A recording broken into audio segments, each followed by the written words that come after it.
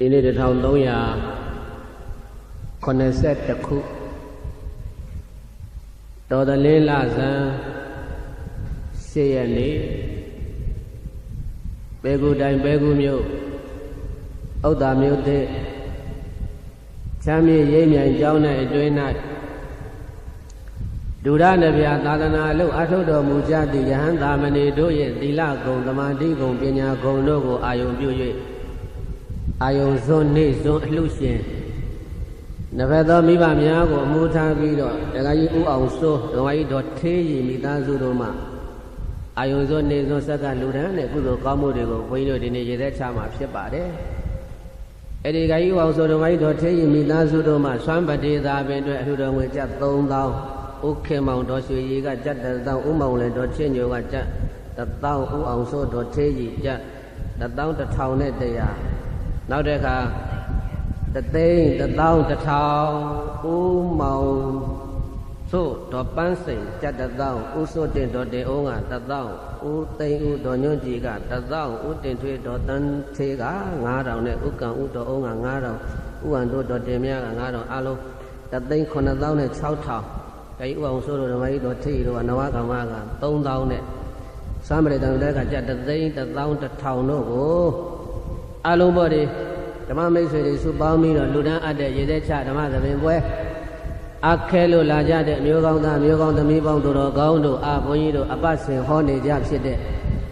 ဝါဆိုလပြည့်နေ့ကစပြီးတော့ဟောလာတဲ့မြတ်စွာဘုရားရှင်ကိုတော်မြတ်ရဲ့အောင်ခြင်း7ပါးတရားတော်ဒီနေ့စိန်စမာဏအောင်တော်မူကံတရားကိုဘုန်းကြီးတို့ဟောမှာဖြစ်ပါတယ်မြတ်စွာဘုရားရှင်ကိုတော်မြတ်ရဲ့အောင်ခြင်း7ပါးကိုဘုန်းကြီးတို့ပြည်သားပေါင်းတော်ကောင်းတို့ကြားတော့ကြားဘူးနေတယ်ဘုရားအောင်ခြင်း7ပါးဘေရှင်ကြီးတို့ဘာလို့လဲအောင်ကြီး7ပါးသခြင်းတွေပါတွေဆိုထားတာတွေရှိတယ်။သို့တော်လည်းပဲရသော်ဘုရားသည်ထိုပုဂ္ဂိုလ်တွေကိုဘယ်ပုံပဲနည်းနဲ့အောင်တော်မူတယ်ဆိုတာကိုဘုန်းကြီးတို့ပြည်သားပေါင်းတော်ကောင်းတို့အကျက်တဝင့်သိရအောင်လို့ဆိုပြီးတော့အဲ့ဒါဘုန်းကြီးကအောင်ကြီး7ပါးတရားတော်ကိုဟောလာတာဒီနေ့စိန်စမာဏအောင်တော်မူကံတရားဟောမှာဖြစ်ပါတယ်။တရားတို့စိတ်စမာဏအောင်တော်မူခံတရား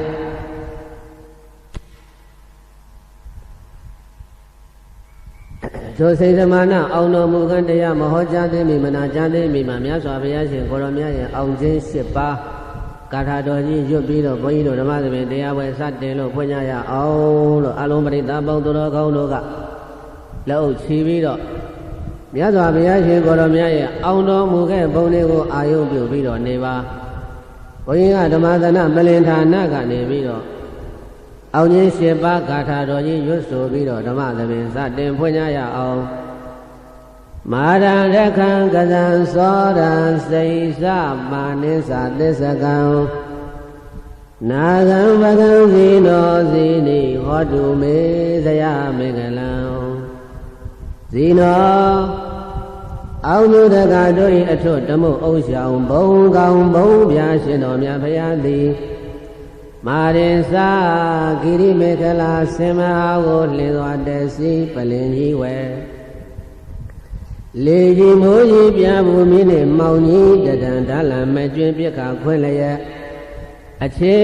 တိတ်တပလင်မြတ်မှအမြန်ထလောစိတ်များညိုနဲ့ပလင်တော်ကထင်ရှားပင်သင်္ကန်းမဲ့ဆိုင်ငါသာပိုင်ဟုဆွဲကင်လည်းမဲ့ရဲစင်းမဲ့ဖြင့်အောက်ထဝင်ရန်သောညာအောင်အတန်ဟိကျွေးမရင်ကျေးသည်ယံဘိတသိမာနမင်းကို၎င်းယခင်စာဓမ္မောလံမောမိကြီးမို့ကိုရွာမျိုးသွန်ချရမ်းမိကြသောဒေါသပြင်းထန်ငါဗိမာန်မှအမှန်ထွက်သွားနှင့်ရအသည်တရားကင်းကွာကြံ့ကြုံစွာသာအလာဝကတေဇထံပြင်ဘလူမင်းကို၎င်းကစင်စာအစွဲထဲချုံအရေမွန်လင်းရှင်ရှင်တမင်သုံးလူမင်းကိုအတေအကြဝိညာဉ်ပြအောင်ထိုသံအငါတမိလာသည်တောင်ရှိနီလီစေမြောင်ကြီးကို၎င်းသောရိသတုံဒီပင်ခရီးဝေကွာ3ယူဇနာကိုလင်းစွာပြေးစွာတော်မြိုင်တန်းကလူဖန်းလက်ပြသိအောင်တတ်၍နာယကကြော မွေးမေတော်ကိုမြင်တော်စိုက်စိုက်ဓာဖြင်းလိုက်၍မကိုက်ထွတ်တင်ဘုရားရှင်ကိုအတင်ရှောင်းဝေးဖဲကြောင့်ပြေဟုဒါယေဘုရားကသမိလာသည့်အင်္ဂုလိကောသခိုးကြောကို၎င်းစိန်စမနင်းစာအလွန်ကောက်ကျစ်ဒိဋ္ဌိညစ်တို့အပြည့်ရှာကြမကောင်းညာဖြင့်စီမံဆုံးပြလေလွတ်လာ၍ပရိသတ်တဲ့အရှက်ကွဲအောင်စွဇေတစွာစိတ်သမဟုတင်ညာဖော်ထုတ်မိမယုတ်ကို၎င်းတစကင်းစာမစင်မပြူဒိဋ္ဌိဟုဖြင့်မြည်ဝဝမြမမချပဲဝါရာချင်းပြိုင်သူကပိုင်အောင်စိန်စမနေစာအလွန်ကောက်ကျစ်ဒိဋ္ဌိညစ်တို့အပြည့်ရှာကြမကောင်းညာဖြင့်စီမံဆုံးဖြတ်စေလွတ်လာ၍ပရိသတ်တဲ့အရှက်ကွဲအောင်စွဆွဲတစွာစိတ်သမဟုတင်ညာဖော်ထုတ်မိမယုတ်ကို၎င်းဒီစကင်စာမစင်မပြူဒိဋ္ဌိယူဖြင့်မြည်သူကိုမြမမချပဲဝါရချင်းပြိုင်သူကပိုင်အောင်အနိုင်မွန်းမှုအယူဆိုသည့်ဒိဋ္ဌိမျိုးမှာတစ္ဆကပရပိုက်ကို၎င်းနာကင်စာဒေါသလွှမ်းမှုမျက်စောင်းထိုးကအယိုးကြေမွခွဲပြကြသောဒေသထံပြင်းနံတော်ပနန္ဒအမိရှိတဲ့နဂါမင်းကြီးကို၎င်းမကင်စာဉာဏ်မြင်ကင်းကွာအတ္တသာဟုမိစ္ဆာလွန်မှုအယူဆိုသည့်တကောအယောင်ထိန်ပြောင်းညီပကဆိုတဲ့မြမကြီးကို၎င်းအာဇိနီဒိဋ္ဌိကိုချဒေါသကိုပယ်မန္တရေကိုချိုးတရားဖြိုး၍ရှစ်ခိုးတုတ်ကပြပြကြအောင်ဆုံးမသွန်သင်အောင်မွဲတော်ဝင်ခဲ့လေပြီဧတေနာသစ္စာဝိဇေနာဤသို့ဘုရားရှင်များဖြင့်ဘုံခုံကျေးဇူးခုံကိုယုံကြည်မရွေးနှလုံးသွင်းလည်းရဲ့အောင်ကြီးရှစ်ချက်ဂုံတော်နဲ့ကိုနှုတ်မြဲဖော်ကြဤသစ္စာစကားကြောင့်မေဘုရားတပည့်တော်အားဒေတုံမကံသောတာဓာအိန္ဒရာစိန်၍ကျိန်ကျိန်ညွနုဓမ္မယုံပလင်ဥသောရွှေမျိုးတရာဆက်ရောက်လာကြသည့်တင်တရားနာပရိသတ်ပေါင်းသူတော်ကောင်းတို့အားဇယမင်္ဂလံအောင်အတိတ်နေအောင်နမိတ်ဝေဖြာအောင်ဒေသာပေါင်းသည်ဟောတုယနေ့ကစနိဗ္ဗာန်ရသည်ဘဝတိုင်အောင်ကောင်းစွာမသွေဖြစ်နိုင်ကြပါစေကုန်သတည်း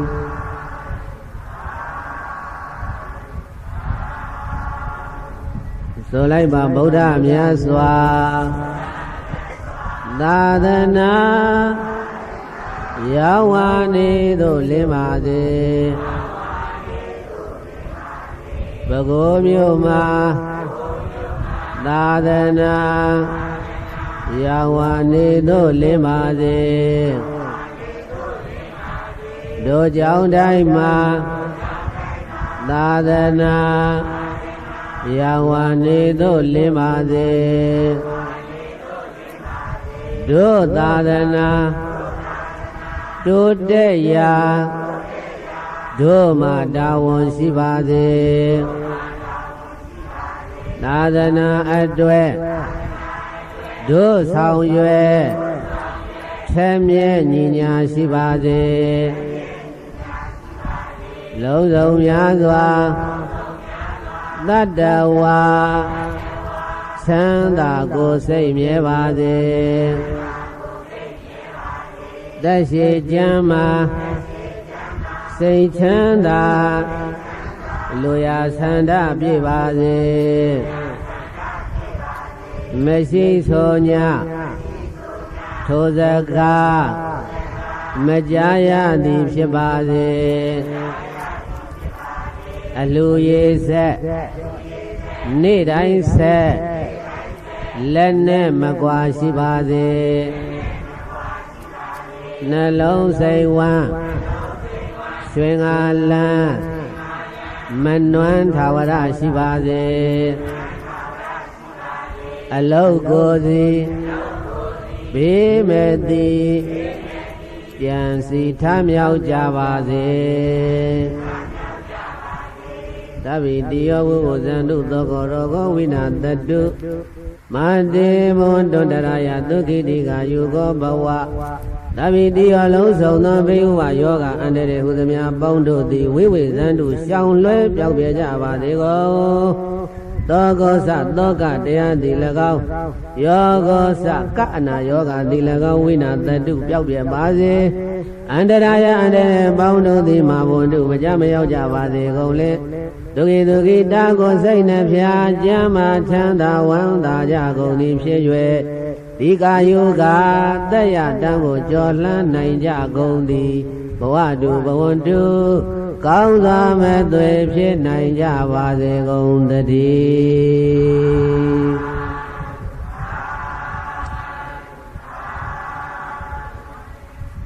မေတ္တာအာတိတမေတ္တာပဋ္ဌနာများပြုပြီးတော့ဓမ္မသဘင်ကိုဘုန်းကြီးတို့စတင်ပြီးတော့ဖွင့်ပါတယ်လက်အုပ်ကလေးတွေအောက်ချထား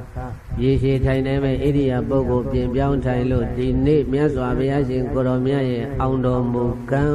စိန်စမာနအောင်တော်မူကံတရားတဲ့ဘုန်းကြီးတို့မြတ်စွာဘုရားသင်္ကတ္တနဂုပြီသင်္ကတ္တနဂုပြီမှာမြတ်စွာဘုရားရေမိအစုံစုံတကောယာရိဟာပြတော်မူပြီးတော့မြတ်စွာဘုရားဘယ်ကိုပြန်ကြွလာတော့ဆိုလို့ရှိရင်တာဝတိပြည်ဒေတွန်ရွှေเจ้าကိုဘုရားပြန်လာတယ်ဘုရားပြန်လာတော့အဲ့ဒီမြတ်စွာဘုရားတာဝတိပြည်ဒေတွန်ရွှေเจ้าမှာဝိနည်းတတ္တဝါတွေကိုတရားဟောပထမဘောဓိလို့ခေါ်တဲ့ဘုရားဝါတော်20အတွင်းမှာတပည့်တာဝကတွေကဒီရေလိုတွတ်တက်လာတယ်ဆိုတော့ဝါတော်20ဆိုတော့မြတ်စွာဘုရားဖြစ်တော်မူတာ35နှစ်ဘုရားတက်တော်ဘယ်လောက်လဲ35မှာဘုရားဖြစ်တော့ဝါတော်20ထက်ပေါင်းတဲ့အခါကျတော့ဘယ်လောက်ဖြစ်သွားလဲဘုရားတက်တော်55နှစ်အရွယ်ကလည်းအရွယ်ကောင်း55ဆိုတော့အဲ့ဒါအနည်း20လုံးမြတ်စွာဘုရားဒီမနာမနေဝိနည်းသတ္တဝါတွေကိုတရားရည်မြိုက်စေတိုက်တွေးပြီးတော့တရားတွေခေါ်တော့အဲ့ဒါသာသနာတော်ကိုကြည်ညိုတဲ့တရားဓမ္မတွေရောမင်းပိုင်းတထေးပိုင်းကလည်းပဲသင်္ကန်းတွေဝေချတကယ်တထေးမကြီးတွေလည်းပဲသာနာတော်ရောက်ပြီးတော့အဲ့ဒါဘိက္ခုနီမတွေပြုချတရားဓမ္မတွေကလည်းမြတ်စွာဘုရားကိုကြည်ညိုပြီးတော့ကျောင်းတွေဆောက်လှူဒန်းကြတော့အဲ့ဒီမှာဘုန်းကြီးတို့ဘုရားတိုက်ဘာတွေဖြစ်တုံးလို့ဆိုတော့မြတ်စွာဘုရားနဲ့ခစ်ပြိုင်ပေါ့လေဒိဋ္ဌိတွေကအဲ့ဒါဘုန်းကြီးတို့ဘုရားပေါင်းတော်ကောင်းတော့စလုံးလေးနှလုံးဘုန်းကြီးထပ်ပြောမယ်ဒိဋ္ဌိနဲ့ဒိဋ္ဌိနဲ့စလုံးချင်းကမတူဒိဋ္ဌိဒီဘက်ကတောင်းဝမှုဟိုဘက်ကဓာတွေတခြားစီပဲဒိဋ္ဌိနဲ့ဒိဋ္ဌိကဘယ်လိုတော့ဒိဋ္ဌိဆိုရင်အယူဒိဋ္ဌိဆိုရင်ဘာလဲဒိဋ္ဌိဆိုတာအယူရှေ့ကနေပြီးတော့မိစ္ဆာထဲတော့မှမိစ္ဆာဒိဋ္ဌိမိစ္ဆာဆိုတာမှားတာအယူမှားတာကိုမိစ္ဆာဒိဋ္ဌိအယူမှားတာကိုဘာလဲနောက်တဲ့ကဘိဓိုပိယတိုင်းသမ္မာဒိဋ္ဌိဘာလဲပြောကြည့်သမ္မာဒိဋ္ဌိဆိုတာအယူမှန်းတာဘာမှန်းတာလဲအဲ့ဒါကြောင့်ဒိဋ္ဌိဆိုတဲ့စလုံးတစ်လုံးနဲ့ပြောရင်ဒိဋ္ဌိဆိုတာအယူဝါဒဒိဋ္ဌိဆိုတာဘာလဲအယူဝါဒ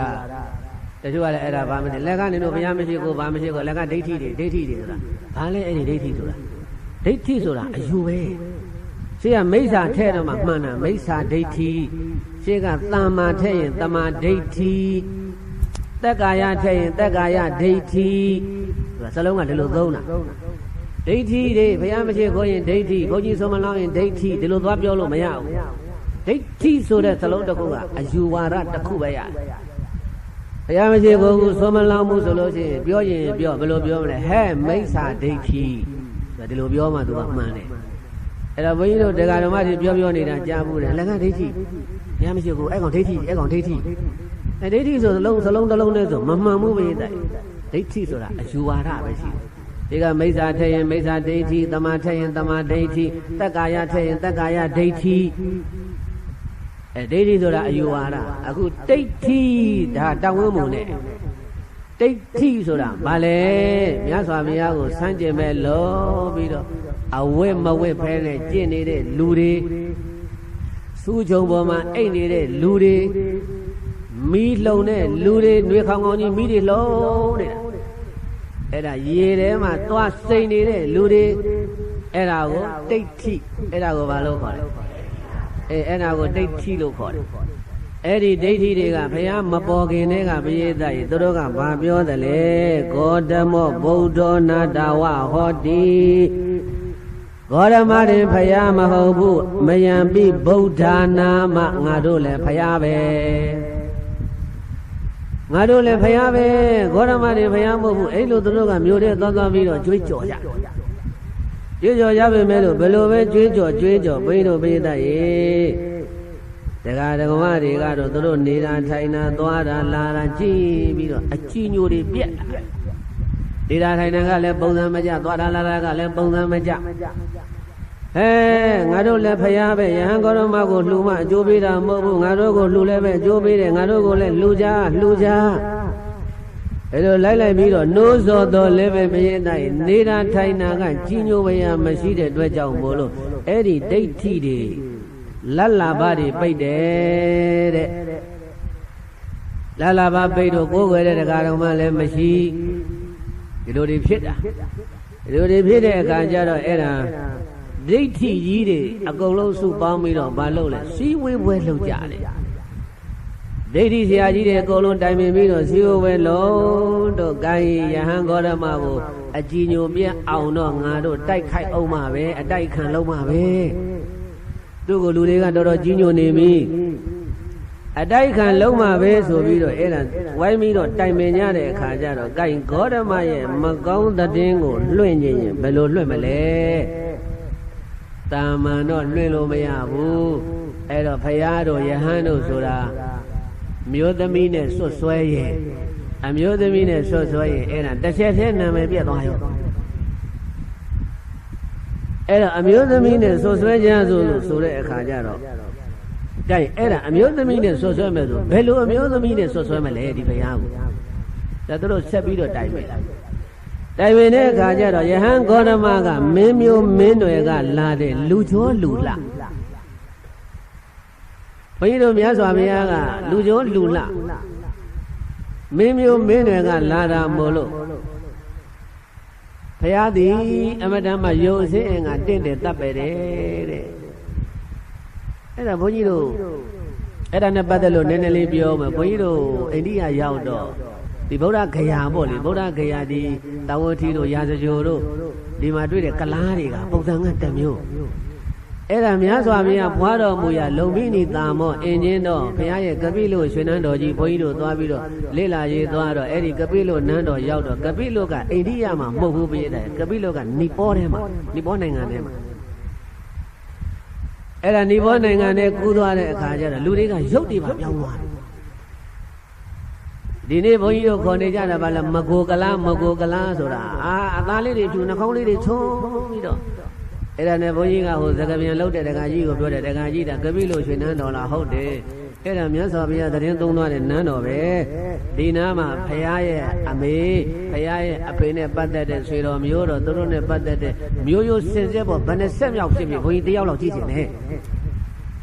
တက္ကကြီးမေးပေးစမ်းပါလို့ဆိုတော့အဲ့ဒါဘုန်းကြီးတို့ကပိလို့နန်းတော်တဲ့ဝင်လဲဝင်ကောနောက်ကအဲ့ဒီခုနတော့ကမကိုကလားလေးတွေပြေးတဲ့လူကျော်လူလှလေးနှာခေါင်းလေးတွေချုံအသားလေးတွေချွေမျက်ခုံးလေးတွေကတခါအသားပြူတဲ့မျက်ခုံးကထင်းနေတယ်အဲ့ဒါလိုက်လာတဲ့နောက်ကနေပြီးတော့အဲ့ဒါဟိုကကလားလို့မေးတယ်ဗုဒ္ဓရဲ့မာတာဗုဒ္ဓပိတာဒီမှာရှိသလားနဟိကောင်းခါတယ်မရှိဘူးကလားလို့ပြောတာနဟိဆိုတာမရှိဘူးမရှိမလဲရသော်ဘုရားရဲ့ဆွေတော်မျိုးတော်တွေကဘာမှနောက်ဆုံးဇတ်သိမ်းသွားတော့ဆိုဟိုမဟာနာမင်းကြီးကိုဘုန်းကြီးတို့ဝိတရူပလို့ခေါ်တဲ့ဇတ်တော်ကြီးပြန်ကြည့်လို့ရှိရင်အဲ့ဒီဝိတရူပမင်းကတာကိဝင်မင်းမှန်သမျှအကုန်တတ်တာအဲ့ဒါနောက်ဆုံးမဟာနာမင်းကြီးနောက်အဲ့ဒါတာကိဝင်မင်းတွေဘယ်လိုဖြစ်လဲထွက်ပြေးလာကြတာကိဝင်မင်းတွေထွက်ပြေးလာရင်ကနေဘယ်ကိုရောက်လာတယ်လဲဘုန်းကြီးတို့မြန်မာနိုင်ငံပြူဟလင်းကြီးအဲ့ဒီဒေသကိုရောက်လာတာဒါကြောင့်ဘုန်းကြီးတို့သမိုင်းဆရာတွေကဘာပြောလဲဗုဒ္ဓသည်ဗုဒ္ဓဘာသာအခုဘုန်းကြီးတို့မြတ်စွာဘုရားသည်မြန်မာလူမျိုးတဲ့ဒါလို့နှွယ်ပြီးတော့ပြောတာသမိုင်းဆရာတွေကဗုဒ္ဓသည်ဘာလူမျိုးတို့ဆိုရင်သမိုင်းဆရာများကမြန်မာလူမျိုး ဘာဖြစ်လို့မြန်မာလူမျိုးလို့ပြောနိုင်လဲဝိတတုပမင်းကတာကိဝေမင်းတွေကိုတတ်တော့ဟိုအိန္ဒိယကနေဖြတ်ပြီးတော့တောင်တန်းကြီးတွေဖြတ်ပြီးတော့ရခိုင်တို့ဟိုကချင်တို့ဘက်ကနေပြီးတော့တမူးတို့အဲ့ဒီကနေပြီးတော့တာကိဝေမျိုးတွေဟာဘုန်းကြီးတို့မြန်မာနိုင်ငံထဲကိုဝင်လာတာမြန်မာနိုင်ငံထဲဝင်လာပြီးတော့အဲ့ဒီပြူဒေသမှာအခြေချတာအဲ့ဒီကနေမြန်မာနိုင်ငံပေါက်ပွားလာတာမို့လို့ဟုတ်ဘုန်းကြီးတို့မြန်မာလူမျိုးကအဲ့ဒါဗုဒ္ဓနဲ့အမျိုးတော်တယ်ဆိုပြီးတော့သမိုင်းဆရာတွေကတော့ဒီလိုသုံးနာတာရှိတယ်ထားလိုက်တော့အဲ့တော့ဘုန်းကြီးပြောချင်တာကကနေ့ထိတိုင်အောင်ကိုအဲ့ဒီနိဘောမှာနိဘောသူတွေဟာနိဘောသူနိဘောသားတွေဟာချောပါတယ်ဘုန်းကြီးတို့ဗုဒ္ဓဂါယဖွဲ့ရပါသွားတဲ့ဓမ္မတွေကကလေးလေးတွေတွေ့တဲ့သဘောကျတယ်ခုကလားလေးချောရတာဟဲ့ကလားလေးလာအောင်လည်းငါခေါ်ပြီးဓာတ်ပုံရိုက်ဟောဒီအိန္ဒိယထဲမှာမရိုက်ဘူးအိန္ဒိယထဲမှာဘာလို့မရိုက်တော့ဒီအိန္ဒိယနိုင်ငံထဲကကလားတွေကအသားမဲတယ်သူကဟိုနိဘောနိုင်ငံကကလားတွေကအသားဖြူတယ်သူတို့ကအသားဖြူတယ်ချောတယ်အဲ့တော့ဘုန်းကြီးပြောချင်တာကအဲ့ဒါဗုဒ္ဓကအဲ့ဒီနိဘောမှာခွာတော်မူတာဖြစ်တဲ့အတွက်ကြောင့်မလို့ဘုန်းကြီးကအဲ့ဒါကြည့်ပြီးတော့အော်ဒီကလားတွေကိုရတိရုပ်ဆင်းအင်္ဂါချောနေသေးရင်ဘုန်းကြီးတို့များစွာဘုရားလက်ထက်ကဘုရားဘလောက်ချောမလဲဘုရားရဲ့ရွှေတော်မျိုးတော်တွေကဘယ်လိုနေမလဲဆိုတာဒါမှန်းကြည့်လို့ရတယ်ပေါ့အဲ့တော့များစွာဘုရားကဒီလောက်ချောဒီလောက်လှနေတာဆိုတော့တော်ယုံတာယုံမိမနဲ့ဆွဆွဲလို့မရဘူးရုပ်ဆိုးတဲ့မိမကြီးသွားဆွဆွဲဘယ်သူကယုံမှာအဲ့ဒါနဲ့ဘုရားကလည်းလူကျော်လူလဖယကျော်ဖယလအဲ့တော့ချောတဲ့မိမချောတဲ့အမျိုးသမီးရှားကြစို့တို့ကိုကိုးကွယ်နေတဲ့ဒကာဒကမတွေထဲမှာအမျိုးသမီးလှလှဘသူရှိတုံးလို့ဆိုတော့ပြည့်တယ်ဘသူသွားတွေ့တုံးလို့ဆိုတော့အဲ့ဒီသာဝတိပြည်မှာပဲတိဋ္ဌိတွေကိုကိုးကွယ်နေတဲ့စိန်စမာနဘသူတဲ့လေစိန်စမာနာတဲ့ဘုန်းကြီးတို့ပြည်သားပေါင်းတော်ကောင်းတို့ကခေါ်နေတာဇိန်စမာနာဇိန်စမာနာဇာကွဲသံနဲ့အမှန်မှစိန်စမာနာစိန်စမာနဝိကနာမည်အရင်ကအဲ့ဒီစိန်စမာနဝိကကိုဒီနေ့ဘုန်းကြီးတို့ဗမာတွေနှုတ်ကြိုးနေတာကဇိန်စမာနာဇိန်စမာနာဆိုပြီးတော့ဇာကွဲစလုံးနဲ့သုံးတယ်အမှန်မှကစလုံးနဲ့စိန်စမာနဝိကစိန်စမာနဝိကဆိုတာဘာဖြစ်လို့သူ့ကိုစိန်စမာနဝိကလို့ခေါ်တော့ဆိုလို့ရှိရင်စိန်စမာနဝိကံတိစိန်စရုတ်ခေတန်တေတသဝသေနာသင်္ဇတတာဧဝနာမိကာပရိပါစီကာစိန်စမာနလို့ဘာကြောင့်ခေါ်တော့ဆိုအမိဝမ်းထဲမှာကိုလာဆဲလာပရိသန်နေမနေရပဲနဲ့မကြီးပင်ခွာကြမှာပြေးသားရဲ့သူ့အလိုလိုဖြစ်ပေါ်လာပြီးတော့လူမမီနတ်တမြအလွန်လှတဲ့မိမမို့လို့စိန်စမာနဝိကာမြန်မာလူပြန်လို့ရှိရင်မကြီးပင်သူဘယ်သူတဲ့လဲမကြီးပင်သူလို့ဒီလိုနာမည်ထွက်တယ်အဲ့ဒါလေးကဘုန်းကြီးတို့ဒါအရဒေသလိုက်ဆွဲပြီးတော့ခေါ်ပါတယ်ဟဲ့နင်တို့ဘယ်ရလဲဘကုတ်ကဟဲ့ဘကုတ်သူဘကုတ်သားတွေလားဟုတ်တယ်နင်တို့ဘယ်ရလဲသနပင်ကဟဲ့သနပင်သူသနပင်သားတွေလားဟုတ်တယ်နင်တို့ဘယ်ကလဲရန်ကုန်ကရန်ကုန်သူရန်ကုန်သားလားဟုတ်တယ်ဒီတိုင်းပဲပေါ့ကိုနေတဲ့အရာကိုအစွဲပြည့်ဘကုတ်သူဘကုတ်သားလို့ပြောသလိုစိန်စမာနဝိကဆိုတာမကြီးပင်ရင်းကနေပြီးတော့ပေါဝါလာတာမို့လို့တန်တေတသပရိသန်တေနဲ့သူ့အလိုလိုသူ့အမေဘယ်သူမှလည်းမသိဘူးသူ့ဖေဘယ်သူမှလည်းမသိလူမမီနတ်တမြအလွန်လှတဲ့မိန်းမတဲ့မကြီးပင်သူလို့ဒီလိုအဓိပ္ပာယ်တွက်တဲ့စိန်စမာနဝိကဆိုတာအဲ့ဒီစိန်စမာနဝိကဟာဘုန်းကြီးတို့ပြေးတိုင်းအဲ့ဒီလောက်လှတော့ဟိုဒိဋ္ဌိဆရာတွေကယဟန်ခောရမနဲ့ဆွတ်ဆွဲမှာစိန်စမာနဝိကကလည်းမိမချောမိမလှဗုဒ္ဓကလည်းပဲဖယကျော်ဖယလဆိုတော့ချောတဲ့လူချင်းသမုံမှလူတွေကယုံမှချောတဲ့လူနဲ့ယုံဆိုတဲ့လူသွားသမုံမယုံနိုင်ဘူးဆိုပြီးတော့အဲ့ဒါဒိဋ္ဌိဆရာကြီးတွေများစွာဘုရားကိုဘုန်းကြီးတို့ပရိသတ်မိမနဲ့ဆွဆွဲဖို့လို့မတုကာမနဲ့ဆွဆွဲဖို့လို့အဲ့ဒါအကြံထုတ်တယ်တို့ကြံထုတ်ပြီးလို့မကြံမင်းမှာစိန်စမာနကလူရန်တိုင်းရန်နေယူပြီးတော့အဲ့ဒီဒိဋ္ဌိเจ้าကိုရောက်လာဒိဋ္ဌိเจ้าကိုရောက်လာတဲ့အခါကျတော့ဒိဋ္ဌိကြီးတွေသွားရှ िख ိုးတာပေါ့လေသူတို့ဆရာကြီးတွေဆိုတော့ရှ िख ိုးတော့ဆရာကြီးတွေကသကားမပြောနှခမ်းကြီးတွေစူးလို့ဒါနဲ့စိန်သမာနကအရှင်ဘုရားတို့ကိုတပည့်တော်ယောသေမြတ်တို့သုံးကြိမ်တိုင်တိုင်ရှ िख ိုးပါတော်လဲပဲတပည့်တော်မကိုရှင်ဘုရားတို့ဇကားတခိုးမှမပြောဘူးတပည့်တော်မဘာအပြည့်ရှိပါလို့လဲဖရာအပြည့်ရှိရင်လည်းရှင်ဘုရားတို့ဆုံးမတော်မူကြပါဆိုတော့မှအဲ့ဒါဒိဋ္ဌိဆရာကြီးတယောက်ကနှမစိန်စမံ ငါတို့ကိုယဟန်ဂေါရမကနှိမ့်ဆက်ညင်းမှန်းလို့လတ်လာပါတွေမရတော့ဘူးနင်အဲ့ဒါမသိဘူးလားတပည့်တော်မှမသိပါဘူးဗျာအေးနင်ကတာမသိတာတို့အခုငတ်တော့မယ်အဲ့တော့စိတ်သမဏကပြောတယ်ဘုရားတိုင်းဒီကိစ္စမှာတပည့်တော်ဘာများဆောင်ရွက်ပေးရမလဲဗျာရှင်ဘုရားတို့ဘာအကူကြီးလို့တလဲရှင်ဘုရားတို့လတ်လာပါတွေပြန်ပေါ်ဖို့လို့တပည့်တော်ဆောင်ရွက်ပေးမယ်ဗျာတပည့်တော်မကိုတပည့်တယောက်အနေနဲ့ရှင်ဘုရားတို့ခိုင်းနေတာခိုင်းတော်မူကြပါဒီအလုပ်ကိုဘုန်းကြီးတို့ဘုရားတိုင်းစိတ်သမဏကသူ့ကိုယ်တိုင်ကြည်ကြည်နက်နက်နဲ့ဒါလုပ်ခဲ့တဲ့အလုပ်အဲ့တော့ဒိဋ္ဌိတွေကဘာပြောလဲဟဲ့စိတ်သမ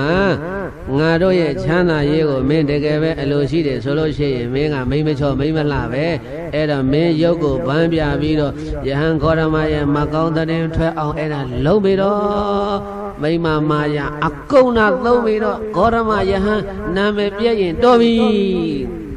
ဆိုတော့မှအဲ့ဒီလိုဒိဋ္ဌိဆရာကြီးတွေကစိတ်သမန်ကိုတာဝန်ပေးတော့ကောင်းပါပြီဘုရားဒီကိစ္စတပည့်တော်တာဝန်နာထားပါတော့ရှင်ဘုရားတို့အေးဆေးဆေးချမ်းချမ်းသာသာတရင်သုံးတော်မူကြပါလို့ရှောက်ပြီးတော့ဒိဋ္ဌိเจ้าကနေမနဲ့ပြန်လာညနေရောက်တော့ဘုရားသားရဲ့စိတ်သမန်သူ့အလုပ်သူစပါတယ်ညနေရောက်တော့သာဝတိပြည်သူပြည်သားတွေကဘုရားကြောင်းသွားပြီးတော့တရားနာပြီးတော့ပြန်ထွက်လာတဲ့အချိန်နဲ့ဘုရားသားရဲ့စိတ်သမဏကဘာလို့တုံးဆိုလို့ရှိရင်အနီရောင်ရှိတဲ့စာရီတဲ့ဒီနေ့ဘုန်းကြီးတို့ခေါ်နေတာဟဲကလမတွေစာလီတွေခြုံထားတယ်စာလီတွေခြုံထားတယ်မဟုတ်ဘူးဘုရားသားစာရီလို့ခေါ်တယ်ဘုန်းကြီးတို့ကလားတွေပြောနေတဲ့စကားပြီးတယ်ဗမာပြောတဲ့စကားကမပြီးဘူးစာလီခြုံတဲ့ကလမတွေစာလီမဟုတ်စာရီဆိုတာဘာလဲအနီရောင်ရှိတဲ့အဝတ်ကလမတွေခန္ဓာပေါ်မှာပတ်တာအဲ့ဒါအပေါ်ယုံတပည့်လို့ခေါ်တယ်ခြေတုံးကတော့အဲ့ဒါကလားလည်းပဲပတ်တယ်ကလမလည်းပဲပတ်တယ်ဒါတို့အပေါ်ကတစ်ခုခုခြုံစရာတစ်ခုခုမပိုင်အပြင်ကိုထွက်ကိုမထွက်တာအဲ့ဒါကလားထုံးတာအဲ့တော့အနီရောင်စရီလေးပတ်ပြီးတော့ပန်းနန္တာတွေမွေးကြအောင်လိမ့်ပြီးတော့အဲ့ဒါသာဝတိပြည်ဇေတဝန်ကျောင်းတော်ဘက်ကိုသူကထွက်လာတော့လမ်းနဲ့ဘသူနဲ့တိုးကြလဲတရားနာပြီးလို့ပြန်လာတဲ့လူတွေနဲ့တိုးတယ်အဲ့တော့ဘုန်းကြီးတို့ပြည်တာညဓမ္မသဘင်တရားဝဲဆိုတော့ဘုရားကည9နာရီခွဲ10နာရီ9နာရီ10နာရီလောက်ထိအောင်ဟောမယ်ထင်တယ်ပေါ့17နာရီ12နာရီဆိုနတ်တွေပြမတွေလာမှာကိုအဲ့တော့ဘုန်းကြီးထင်တယ်တရားဝဲက10နာရီခွဲလောက်ဆိုဘုရားညတရားဝဲသိမ့်ပုံရတယ်အဲ့ဒါညတရားဝဲသိမ့်ပြီးတော့လူတွေကပြန်လာအဲ့ဒီချိန်ကြတော့မှဇိန်သမာနကစရီလေးခြုံပြီးတော့ကိုကိုနဲ့ဇေတဝန်ကျောင်းဘက်ကိုလာတော့လူတွေနဲ့တွေ့ရောဟဲ့ဇိန်သမာနညာကြီးအချိန်မတော့မိုးကြီးချုံမှဘယ်သွားမလို့တော့တွေ့တဲ့လူတွေကသူ့နှုတ်ဆက်တော့သူကမပြောလဲအိုးကျမသွားမဲ့နေရာကိုရှင်တို့သိတော့ကဘာကျိုးရှိမှလဲမေးမနေနဲ့တော်တို့ပြောချင်မရဘူးအမလေးမိုးတောင်ချုံနေပြီအမလေးအရေးကြီးတယ်သုတ်ဇေတဝန်ကျောင်းနဲ့ဝင်သွားလူတွေကကြည့်ဇေတဝန်ကျောင်းနဲ့ဝင်သွားပြီးတော့ပြေးတိုင်းဇေတဝန်ကျောင်းအရှိပေါက်ကနေဝင်ပြီးတော့အနောက်ပေါက်ကနေထွက်သွားတာသူထွက်သွားတာဘယ်လိုမှမသိလိုက်ဝင်သွားတာပဲမြင်လိုက်အဲ့ဒီဇေတဝန်ကျောင်းနဲ့အနောက်ဘက်မှာဒိဋ္ဌိတွေကျောင်းရှိတယ်တဲ့ဘုရားကျောင်းနဲ့အဲ့ဒါခြံစည်းရိုးချင်းကတ်နေတာအဲ့ဒီကျောင်းမဆောက်ဖို့လို့ကိုမြတ်စွာဘုရားအတ္တနန္တာတဲ့ဘုရားတည်းမရဘူးဒိဋ္ဌိတွေကဘာသွားလို့လဲအဲ့ဒီမြေနေရာကိုကောသလမင်းကိုပတ်စံတသိန်းသွားပြီးတော့လက်သွားထိုးတာလက်သွားထိုးတော့မှဒီနေရာကျောင်းဆောက်ပေးရစီဒီနေရာမင်းကြီးပိုင်နေမြေပေးပါဆိုတော့ပရမကောသလမင်းကအင်တင်နေလုံနေတယ်အဲ့နဲ့မင်းကြီးအတွက်ဟောဒီမှာလက်ဖက်ရည်ဘိုးဆိုပြီးတော့ပါဘိုးတဲ့အဲ့လက်ဖက်ရည်ဘိုးကကောသလမင်းလက်ထက်တည်းကရှိတယ်ခုမှရှိတယ်မဟုတ်အဲ့ဒါမှတ်တာလက်ဖက်ရည်ဘိုးဆိုပြီးအဲ့ဒါတသိန်းပေးရတယ်ဘယ်တော့ပေးရအဲ့ဒါပတ်စံတသိန်းပေးလဲကောသလမင်းကဆောက်စေမင်းမိန်နေ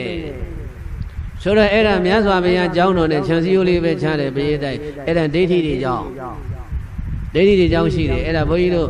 အိန္ဒိယရောက်တဲ့အခါအဲ့ဒါတွေ့ခဲ့တာပဲဒါဇေတဝန်ကျောင်းတော်ရာကြီးဇေတဝန်ကျောင်းတော်ရာလမ်းလေးပဲချတယ်ဒီဘက်မှာဒိဋ္ဌိတွေကျောင်းတယ်ခုချိန်ကြီးရှိတယ်အဲ့ဒါတို့ခုချိန်ကြီးအဲ့ဒီဒိဋ္ဌိကျောင်းတွေရှိတယ်အဲ့ဒါနဲ့အဲ့ဒီမြေနေရာမှာဒိဋ္ဌိတွေကျောင်းဆောက်ထားတော့ဇိန်သမဏကဘာလို့လဲတို့အချင်းချက်လှုပ်ထားတာပဲဒိဋ္ဌိတွေကျောင်းနဲ့သွား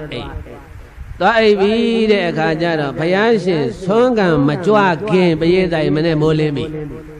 ဆွမ်းကမကြွခင်တရားတော်မတွေကမြတ်စွာဘုရားကိုအဲ့ဒါလှူဒန်းဖို့လို့ပူဇော်ဖို့လို့မနဲ့ဝေလီဝေလင်းစောစောစီစီမြို့ထဲကနေ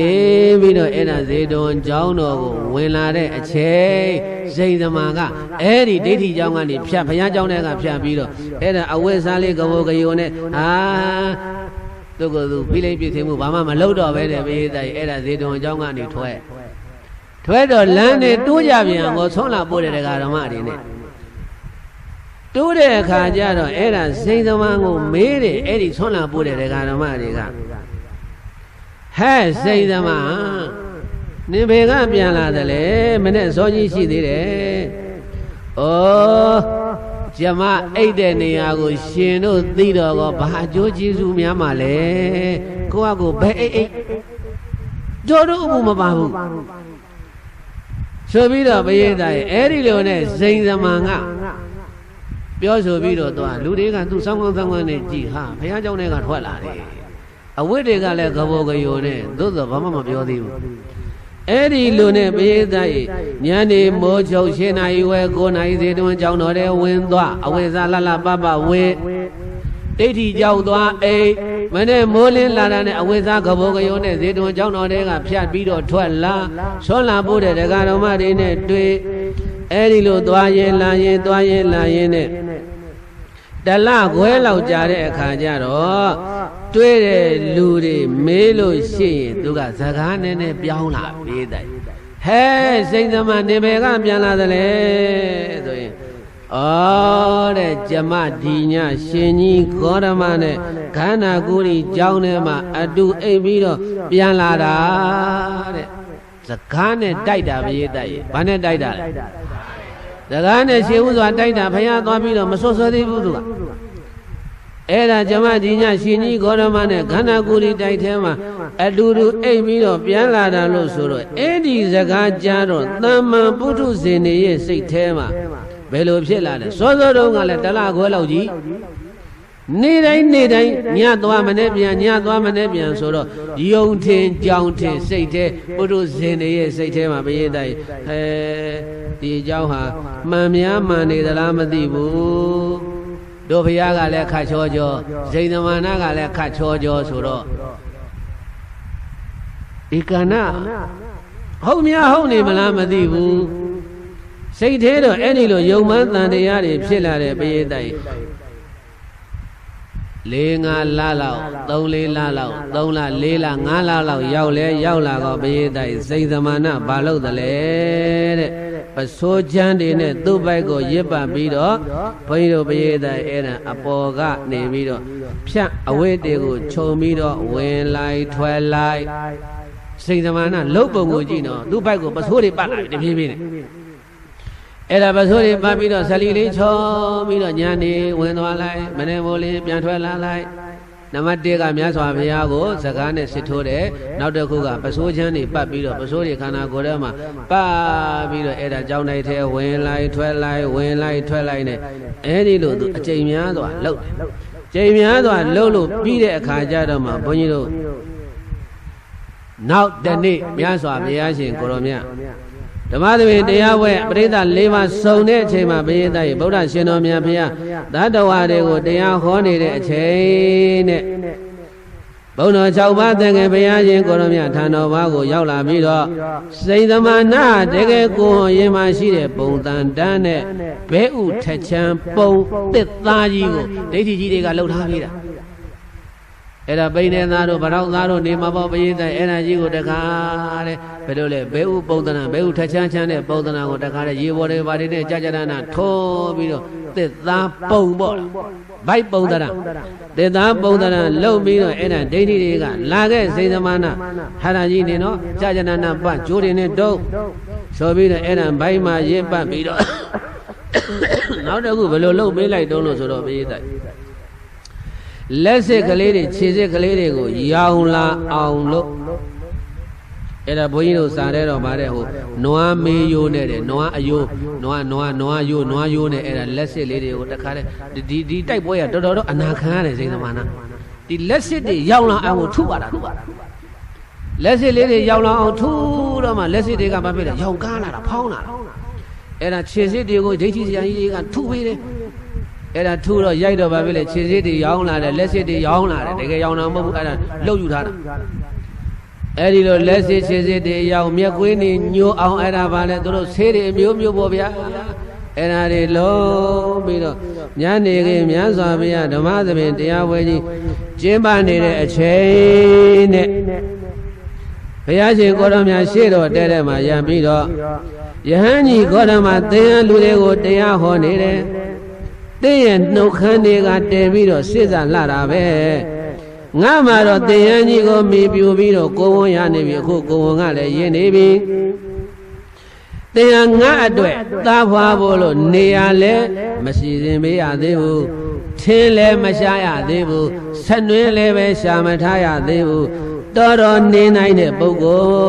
လ်ထားပါတော့လေရှင်တရားဟောလို့မအားရင်လည်းပဲတုံမကံပနာဥပါထာကနာကောသလမဟာရာဇာနံဝါအနာထပိဏိကံဝါဝိသာခံဝါဣမိတ္တကာတဗယုတ်တကံဇာနာဟိတိဝုဒ္ဒံယုတ်တံကျိသမနာကဘာပြောလဲတုံမကံပနာဥပါထကနာယဟန်ကြီးဂေါရမသင်မအားဘူးဆိုရင်လည်းပဲ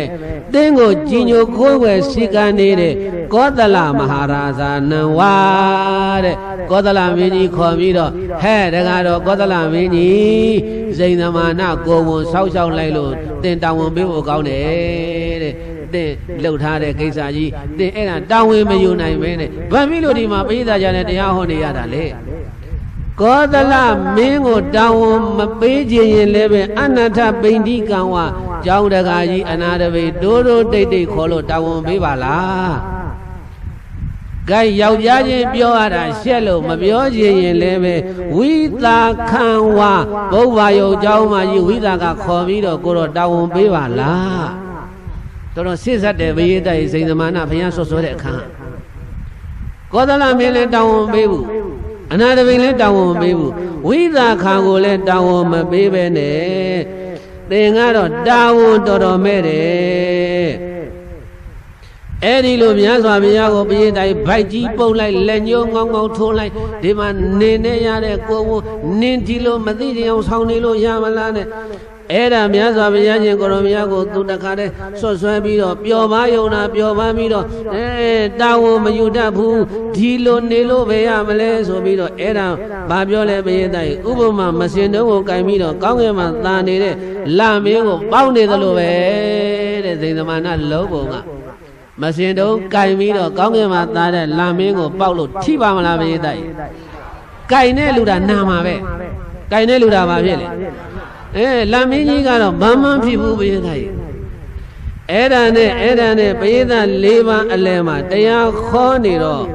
မြတ်စွာဘုရားရှင်ကိုရောမြတ်ကဟောနေတဲ့တရားကိုခဏရပ်ပလိုက်တယ်ဘုရားတရားဆက်မဟောတော့ဘူးဘုရား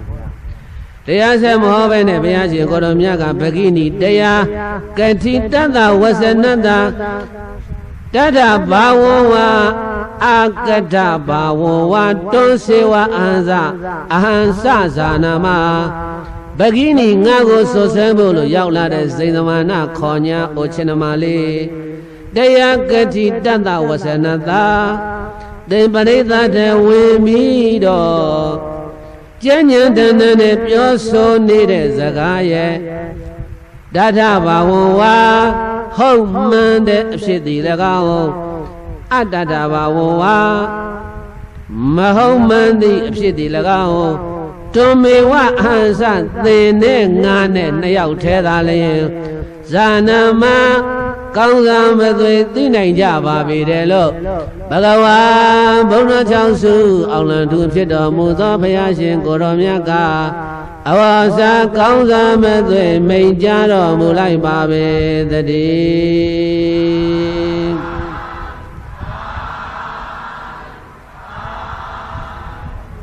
ဘုန်းကြောင့်ပါတဲ့ဘုရားရှင်ကိုရောမြတ်ကချစ်နေမှစိန်သမံငါနဲ့မှအခုပြောနေတဲ့စကားတွေကမှန်တလားမမှန်လားဆိုတာကိုနေနဲ့ငါနဲ့နှစ်ယောက်တည်းပဲသိတယ်လို့အဲ့ဒီလိုမိန်တော်မူလိုက်တော့ဖယားရဲ့စကားကိုနင်းပြီးတော့မရေးဆိုင်ဇိန်သမဏကတစ်စက္ကန့်ထလာပြန်ဒီစကားကိုသူကနင်းပြီးတော့ပြောတာဟောဘာပြောတယ်ပြန်ပြောစမ်းမအောင်နှစ်ယောက်တည်းသိတယ်ဟုတ်လား သူကဘုရားကိုသူလို့နှစ်ယောက်တည်းသိတယ်ဟုတ်လားဟုတ်တယ်လေရှင်ကြီးဂေါရမဒီကိစ္စမျိုးဟာနှစ်ယောက်တည်းပဲသိရမှာပေါ့ဘယ်နှစ်ယောက်သိရအောင်မှာတော့ဘုရားရဲ့စကားကိုနင်းပြောတာပဲ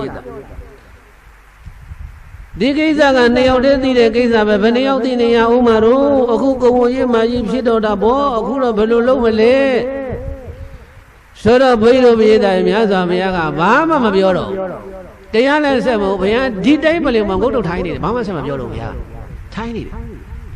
ထိုင်းနေတော့အဲ့ဒီမှာဘယ်လိုဖြစ်သွားသလဲပရိသတ်နှစ်ချမ်းကွဲသွားတယ်တဲ့ပရိသတ်ပဲနှစ်ချမ်းကွဲသွားတယ်တချမ်းကဘုရားကိုမယုံတော့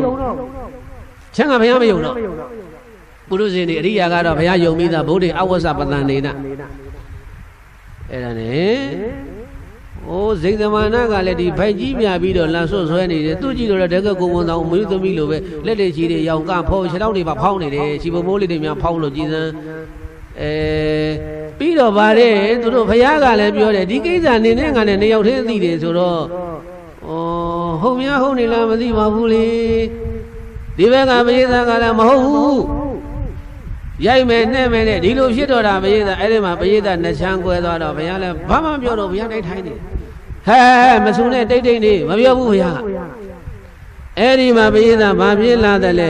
တရားမင်းကြီးရဲ့ပန္တုကပလာများကြောင့်ဘုရားတင်းလာတယ်တဲ့တရားမင်းထိုင်တဲ့ခုံကြီးပူလာတဲ့လူပြည်မှာအကြောင်းရှိအဲ့တရားမင်းဖိတ်ပူတဲ့ပရိသတ်လူပြည်မှာအကြောင်းရှိတရားမင်းအဲ့ဒါထိုင်တဲ့ဘန္တုကပလာများကြောင့်ဘုရားကြီးတင်းလာတော့ပူလာတဲ့အခါတရားမင်းကဟမ်လူပြည်ဘာဖြစ်လဲမသိကြည်အောင်မှာပဲဆိုတော့ဇေတဝန်အကြောင်းဇိန်သမန်များစွာဘုရားကိုဝန်နဲ့သွားဆွဲတော့မှဟာဒီကိစ္စတော့ဖြင့်ငါဖြေရှင်းမှာပဲပြေတော့မှာပဲ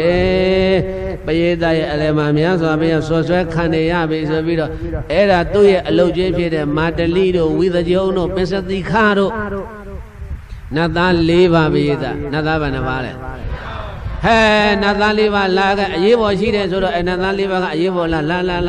မင်းတို့လူပြည်သွားဘယ်သွားရမလို့တရားမင်းလူပြည်မှာဟိုမှာတွေ့လာအဲ့ဒါဇေတဝန်အကြောင်းထဲမှာစိန်သမန်မြတ်စွာဘုရားကိုလက်ညှိုးငေါငေါဆွဲပြီးတော့ကိုဝန်နဲ့ဆွဲနေတယ်အဲ့ဒီကိုဝန်ကြီးကအတုလောက်လာတာ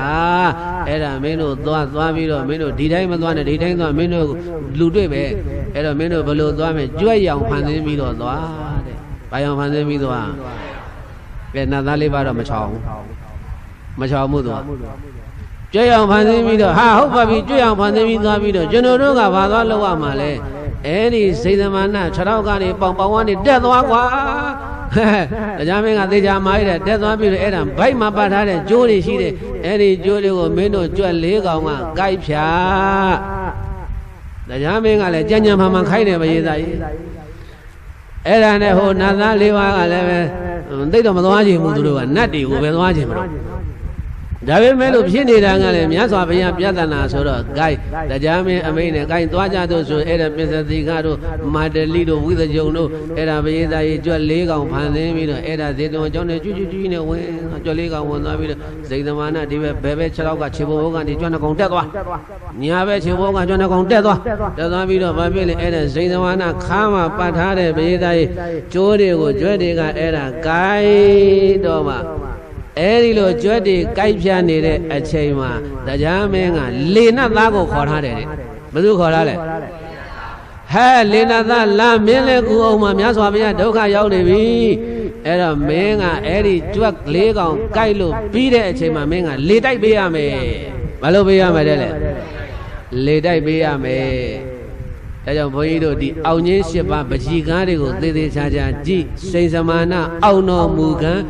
မှာကြွက်လေးတဲ့ကောင်တက်နေတဲ့ပုံမြင်လိမ့်မယ်ပကြီးစရာဆွဲထားတာအမှန်မှန်ကကြွက်က၄ကောင်တက်ရမှာ9ကောင်တက်ရမှာ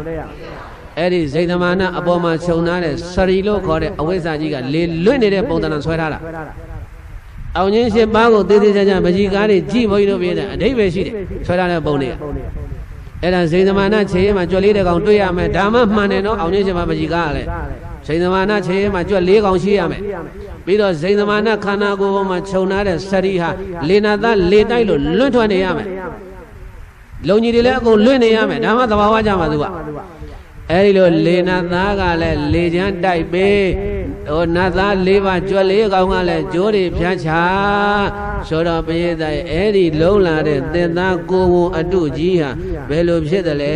တဲ့ခြေပမိုးပေါ်ကိုပြုတ်ကြဘယ်ကိုပြုတ်ကြအဲ့ဒါစိန်သမဏရဲ့ခြေပမိုးပေါ်ပြုတ်ကြတော့ဘယ်လိုအမလေးနာလိုက်တာအဲ့တော့မှထားអော်တော့ဟုတ်ဆိုလူကြငြိမ်နေတဲ့ကြားထဲမှာဟုတ်ဆိုထားပြီးတော့ပြုတ်ကြတော့ဟာဘာမလေးတွေထားကြည့်တဲ့အခါကျတော့မှလှုပ်ကြံမှုပေါ်တာကိုပရိသတ်ရဲ့လှုပ်ကြံမှုပေါ်လဲပေါ်ကိုအဲ့ဒီမှာတခါနဲ့စိတ်ဆိုးတဲ့တခါကြီးတွေကထားပြီးတော့ဒီကောင်ကဖယားကိုလာပြီးတော့မဟုတ်တန်တရားလာပြီးတော့ဒင်းဆွဆွဲတယ်ဆိုပြီးတော့ကောက်ထူတဲ့လူကထူတော်တော်ယွန်စရာကောင်းတဲ့မိမဆိုဓထွေးနဲ့ထူတဲ့လူကထွေးဖယားရှိတယ်လှုပ်နေတာအဲ့ဒါများစွာဘုရားရှင်ကိုရောမြတ်ကလည်းဘာမှမပြောဘူးဘာဖြစ်လို့မပြောတယ်လဲဖယားအဲ့ဒါဝိဘက်လိုက်တာဗာလိုက်တာလဲဘုရားရဲ့အဲ့ဒါဝိဘက်တော်12ပါးထဲမှာဒီစိန်သမဏအောင်ခြင်းကဘုန်းကြီးတို့ဘုရားရဲ့အဲ့ဒါဘုန်းကြီးတို့များစွာဘုရားဝိဘက်တော်လိုက်တာတဲ့ဘာဖြစ်လို့ဘုရားရှင်ကိုရောမြတ်ဝိဘက်တော်လိုက်တာတော့ဆိုလို့ရှိရင်စိန်သမဏမိမစေကျွန်းကိုယ်ဝန်ရှိသောဆိုပြောအလုံးလက်သက်ထားလို့ဖယားကိုညွန်ဆွန်ဆွဲခဲ့အဘဲဝိဘဝံမုနာလိဟုမြေရှိလောင်တော်တောက်စားမောင်ကြွားမိုင်မရှင်ပြောရှင်ပြည့်စေကဗုဒ္ဓမြင်သောဒုတ်တိပဲဆွန်ဆွဲဝတ်ကြွေးပေါ်စိန်သမဏမြတ်စွာဘုရားရှင်ကိုရောမြတ်ကိုလူကြားထဲမှာလာပြီးတော့ဒီကိုဝင်ကြီးနဲ့ဆွဆွဲတာဒုတ်တိလကြီးလို့လာပြီးတော့ဆွဆွဲတာကပိဋိတေဘုန်းကြီးတို့ဘုရားလောင်းတော်ကြီးအယက်သမားဖြစ်ဘူးတယ်ဘာဖြစ်ဘူးလဲမုနာလိဟုမြေရှိလောင်တော်တောက်စားမောင်ကြွားမိုင်မရှင်ပြောရှင်ပြည့်စေကဗုဒ္ဓမြင်သောဒုတ်တိပဲဆွဆွဲဝတ်ကြွေးပေါ်မိုးမလေးဘူးတောက်တာမိုးပစိုးကြီးခွင်းတိုင်းပြီးတော့စောစောစီစီဘယ်ရတဲ့အရက်မူပြီးထားလာလည်းမသိဝေလီဝေလင်း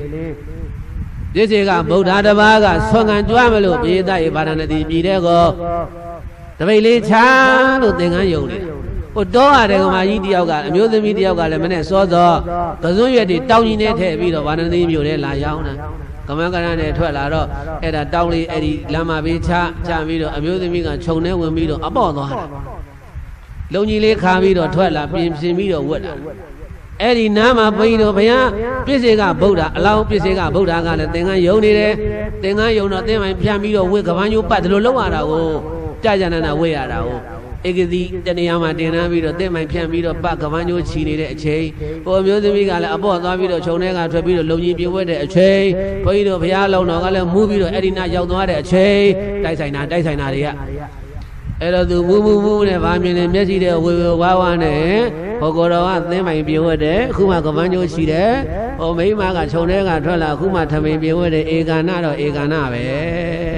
ဒါလိုထင်တာသူကဖေမင်းတော့အဲ့ဒါဘာဖြစ်လဲမူနဲ့အဲ့ဒါနောက်ကနေလိုက်ပြီးတော့ကြည်တန်းအဲ့ဒီနားနေကိစ္စကမပြတ်ဘူးနောက်ကနေလိုက်ပြီးတော့ဒုတ်သီလာကြီးဟေးဆွမ်းမလောင်ညာနဲ့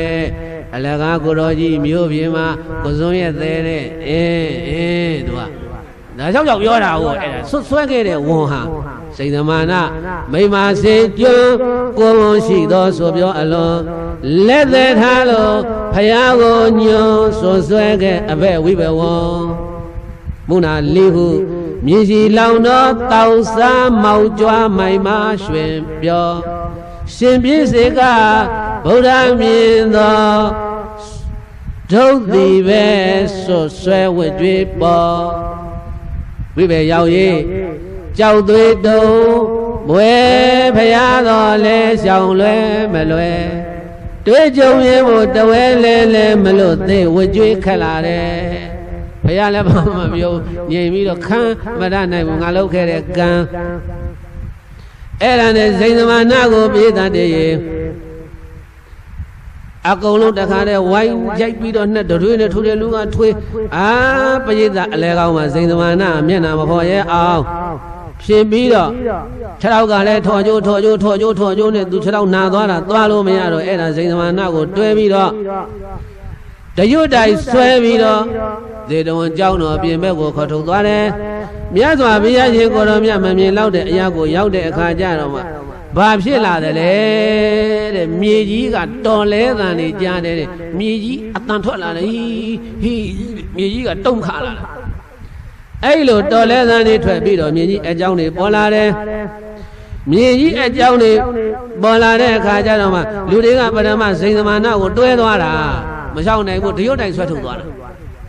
ရှေ့မှာမြေကြီးပတ်ကြားတွေအပ်ပြီးတော့မြေကြီးအကြောင်းတွေပေါ်လာတာတွေ့လဲတွေ့ရောဟာမြေမျိုးမလို့ထင်တယ်ဟေ့မြေကြီးကမခံနိုင်တော့ဘူးထင်တယ်ဟေ့ဆိုပြီးတော့အဲ့ဒါစိန်သမဏတယောက်တည်းပြစ်ထားခဲ့ပြီးတော့သူတို့ကဘုရားကြီးပြန်ပြေးလာကြတာကန္နာကိုရီတိုက်တယ်ပြန်ဝင်ကြအဲ့ဒီမှာစိန်သမဏတယောက်တည်းထားလဲထားခဲ့ရောမြေကြီးပတ်ကြားအထက်ကငရဲမိလျံနေတက်တယ်တဲ့မိတော်မိလျံနေပတ်ကြားအထက်ကနေတခါရှုကနေတခါတဲ့ကြက်အိုးများပေါက်တယ်လို့ဘေးသားမိတော်မိလျံနေတက်လာပြီးတော့ဇိသမဏကိုဆွဲချသွားတယ်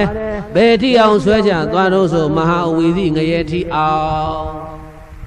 မဟာဝီသီငရဲထိအောင်ဇိသမဏအရှင်လက်မြေမျိုးခံရတာဘုန်းကြီးတို့မြတ်စွာဘုရားရှင်ကိုရမသာသနာတော်မှာအရှင်လက်မြေမျိုးခံရတာကစိန်သမဏနဲ့ဒေဝဒဘယ်သူနဲ့ဘယ်သူလဲဒီပြင်ပုဂ္ဂိုလ်တွေငရဲရောက်တယ်ဆိုတာသေပြီးမှရောက်တာအဇာတသငရဲရောက်တယ်ဆိုအဒါသသကသေပြီးမှငရဲသွားတာဒီစိန်သမဏနဲ့ဒေဝဒကအရှင်လက်ကိုဘယေသားအဲ့ဒါငရဲကဆွဲသွားတာတဲ့အဲ့ဒါနဲ့စိန်သမဏမြေမျိုးသွားတော့တန်ဃာတော်တွေကြောင်းထဲဝင်လာပြီးတော့ဘုန်းတော်ကြည်တော်မူသောမြတ်စွာဘုရားဒီပြသနာဟာဘယ်လိုဖြစ်တာလဲဘုရားဆိုတော့ဘုရားရှင်ကိုရောမြတ်ကဂိုင်းမင်းတို့ဘာမှစိတ်မကောင်းဖြစ်မနေကြနဲ့တဲ့ဒါသူများလုပ်ခဲ့တဲ့ကံမဟုတ်ဘူးအဲ့ဒါငါဘုရားရှင်ကိုရောမြတ်အလောင်းတော်ဘုရားတို့ငါပြည့်စေကဗုဒ္ဓတပါးကိုဒုသီလလို့ဆွဆွဲခဲ့တဲ့ကံပဲလို့သဗ္ဗဗိဗုဒ္ဓသဗ္ဗဝမြည်ရှိတော်မူသောပစ္စေကဗုဒ္ဓသပစ္စေကဘုရားရှင်ကိုရောမြတ်ရဲ့နန္ဒောနာမနန္ဒအမည်ရှိသောသာဝကောတပည့်သာသာဝကသည်အသည့်ဖြစ်ခဲ့လေပြီတန်ထိုပစ္စေကဗုဒ္ဓရှင်သူများကိုအဘခါယဆွဆွဲ၍နေရငရဲမှာစိရန်ကြာမြင့်စွာမယံငါသည်တန်တရိတံကျင်လီခဲ့ရလေပါပြီတကား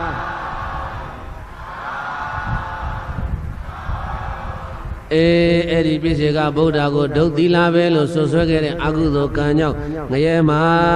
တဲ့ပိယိဓာတဝတ္တသဟတန်ဤအနှစ်1000တို့ကာလပါလုံးစိရန်ကြာမြင့်သွားတန်တရိကျင်းလီခဲ့ရလေပြီမနုဿလာဘံလူအဖြစ်ကိုရခြင်းသည်အဟံငါသည်လတ္ထာရခဲ့ပါတော့လည်းပဲဘဟုများစွာအဘခန္ဓာဆွဆွဲခြင်းကိုလပိန်ရခဲ့လေပြီရှင်သားတို့ဒီဘဝမှာစိတ်သမဏငါဆွဆွဲတာမဟုတ်ဘူးတဲ့ငါမခိုးပဲနဲ့လည်းခိုးတယ်လို့ဆွဆွဲခံရတယ်ငါမတတ်ဖဲနဲ့လည်းတတ်တယ်လို့ဆွဆွဲခံရတယ်ငါမလုပ်ဖဲနဲ့လည်းလုပ်တယ်လို့ဆွဆွဲခံရတယ်ငရဲကလွတ်လူဘဝကိုရခဲ့ရင်လည်းပဲအဲ့ဒီရခဲ့တဲ့လူဘဝတွေမှာငါဟာဘဝများစွာသူများဆွဆွဲတာကိုခံခဲ့ရဘူးတဲ့အဲ့ဒါဘာကြောင့်လို့ဆိုရင်ဘုရားရှင်ကိုရောမြတ်ကပြောပြီးဘုရားသားရင်ပါရမီနုစဉ်ကာလကအယတမဖြစ်ခဲ့စဉ်ကာလကအဲ့ဒါပြည့်စေကဗုဒ္ဓကိုဆွဆွဲတဲ့ကံပဲလို့အဲ့ဒီမှာဘုရားဝိဘက်တော်12ပါးထဲမှာဒီတစ်ပါးကိုပြန်ဟောပါတယ်အဲ့တော့ဘုန်းကြီးတို့ဘုရားသားပေါင်းတော်ကောင်းတို့ဒီစိန်သမဏရဲ့အောင်တော်မူခံတရားပေါ်လေဘုရားသားရဲ့အဲ့ဒါပြီးပါပြီအဲ့တော့စိန်သမဏမြတ်စွာဘုရားကိုဘာကြောင့်ဆွဆွဲတာတော့ဆိုရင်ဒိဋ္ဌိတွေလက်ပိတ်လို့ဒိဋ္ဌိတွေဘာဖြစ်လို့လဲဒိဋ္ဌိတွေလက်ပိတ်လို့အဲ့ဒါမြတ်စွာဘုရားကိုဒီစိန်သမဏနဲ့ဖြားယောင်ပြီးတော့ဆွဆွဲမယ်နောက်ဆုံးတော့လည်းပဲဘုန်းကြီးတို့မြတ်စွာဘုရားကိုဘယ်သူမှမနိုင်ပါဘူးလို့မြတ်စွာဘုရားဒီဘုံတော်အနန္တကံတော်အနန္တဉာဏ်တော်အနန္တဆိုတဲ့အနန္တတကုရှင်ကြီးဖြစ်တဲ့အတွက်ကြောင့်မို့လို့မြတ်စွာဘုရားဒီစိန်သမဏတို့ဆွဆွဲတဲ့ကိစ္စကိုလည်းပဲအောင်တော်မူသွားပါတယ်ဒါကြောင့်စိန်သမဏကိုယ်ဝန်ဆောင်လူမိန်းမတို့ကဲ့သို့အမှုကိန်းတွေပြပြီးတော့လူဘိန်းလူအတွေထင်မှားရအောင်ရှင်မင်းဘုရား၏အနာမသင်္သားကိုပုံပြုလို့သူ့ပိုင်မသန်တေခသလိုပါပြကဝင်နွယ်ခေါ်ဒီဂေါရမဟာငါလေမဲရဲ့လို့အထင်လွဲစရာကိုကဲပြီးတော့ဆွဆွဲသမုတ်စိန်သမဏဆိုတဲ့မိမယုတ်ကြီးကိုလည်းပဲစီနောဇယံဖယံမြစိန်တွေရာအိန္ဒြေမှာမူမပြဲ ရွှေနှုတ်တော်ကျူမပြတ်ပါပဲငြိမ်သက်တော်မူလာတဲ့တရားဓမ္မဖြင့်ဘုရားကပိုင်ပြီပိသရဲ့ဘုရားကနိုင်ပြီအော်တို့ဘုရားကပင်အောင်မြင်တော်မူခဲ့ပါပေတည်း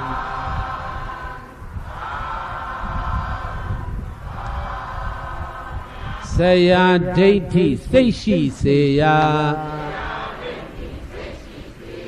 ကိုဝဟန္တာသစ္စာကိုသာ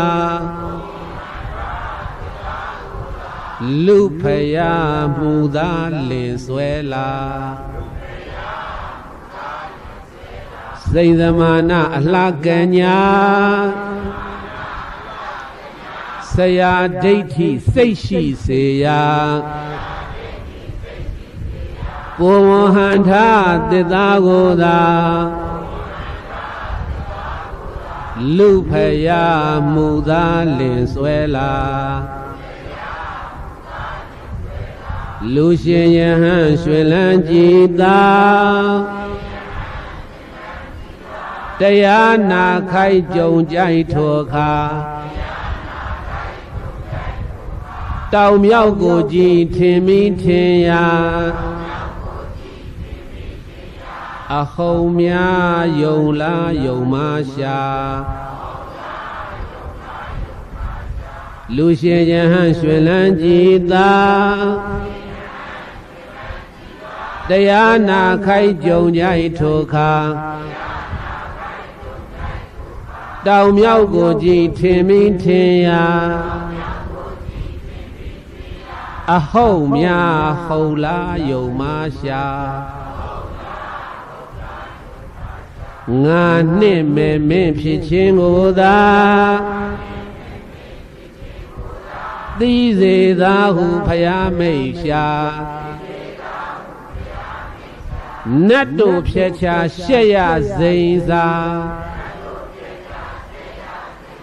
အခေါင်နှင့်အောင်ခြင်းမင်္ဂလာ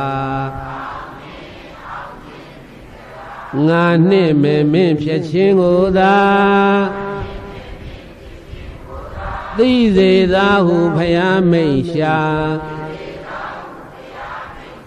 နတ်တို့ဖြက်ချရှက်ရစိန်သမာအခေါင်နှင့်အောင်ခြင်းမင်္ဂလာမိမ္မာညင်စို့ဖြက်ချိုးအောင်မြင်ဘုံတော်ရောင်လျံအောင်ပန်းသခင်လက်စုံမို့လို့ရှိခိုးဥတင်အောင်စေကြောင်းဆုတောင်းပနာရှင်မာရယခံကသံသောရံစိန်သမနိသသစ္စကံနာဂံပကံစီနောစီနိဟောတုမေသယမင်္ဂလံစိန်သမနိသကိုဝင်းဆောင်လူမိန်းမတို့ကဲ့သို့အမှုကိန်းတွေပြပြီးတော့လူဘိန်းလူအတွေထင်မှားရတဲ့ဘုရားရဲ့နာမှာသင်္သားကိုပုံပြုလို့သူ့ပိုင်မှာသံနေခသလိုပါပြာကဝင်နွယ်ဟောဒီခောဓမ္မဟာငါလည်းပဲရဲ့လို့စွဆွဲတစွာအထင်လဲဆိုရာစွဆွဲသမုတ်စိန်သမနာဆိုတဲ့မိမယုတ်ကြီးကိုလည်းပဲဇိနောဇယံဖယားမြစိန်နေရာအိန္ဒြေတော်မှာမူမပြဲရွှေနှုတ်တော်ကျူမမြဲပါပဲငြိမ်သက်တော်မူလာတဲ့တရားဓမ္မဖြင့်ဘုရားကနိုင်ပြီပိသရဲ့ဘုရားကပိုင်ပြီအော်တို့ဘုရားကပင်အောင်မြင်တော်မူခဲ့ပါပေတည်း